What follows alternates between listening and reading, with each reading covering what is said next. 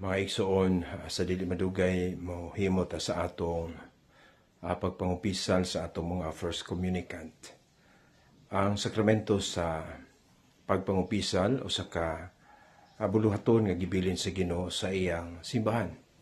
Sa dihang mingon siya sa mga tinunan sa San Juan 20:21-23, ingon nga gipadala ako sa Amahan, ako usab nagpadala kaninyo.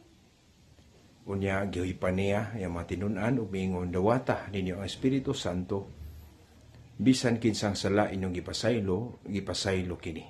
Bisan kinsang sala wala ninyo pasaylua, wala usab kini pasaylua.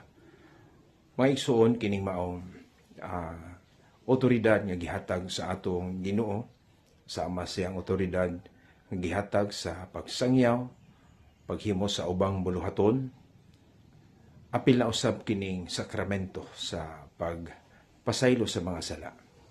Apan natong hinumduman nga ang pagpasaylo dili sa gahom sa pari.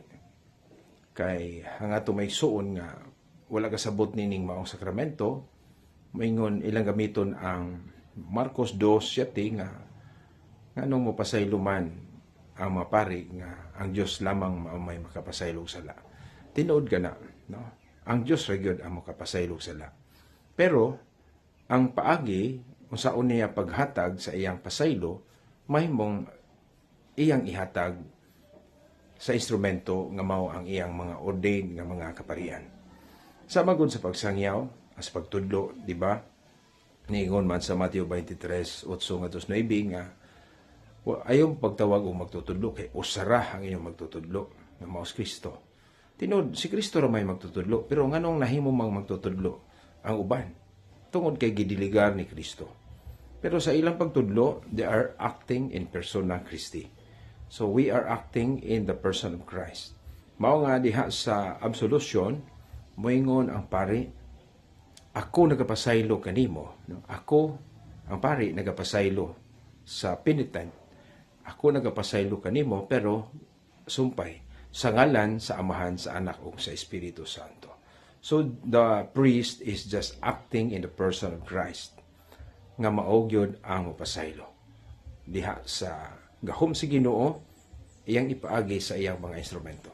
That's why si San Pablo sa 2 Corintios 5:18 ningon, we have this ministry of reconciliation.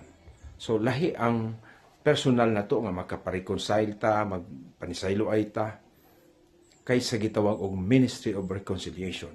This is the Sacrament of Reconciliation, nga mao ang sakramentos pagkumpisal nga atong ipadawat sa atong mga kabataan nining panahon sa First Communion. No? Ang mga bata nato, atong i-train sila sa pagdawat ni maong sakramento aron maandam pud sila sa pagdawat sa sakramento sa lawas ug dugo ni Kristo nga mao santos nga Eucharistia.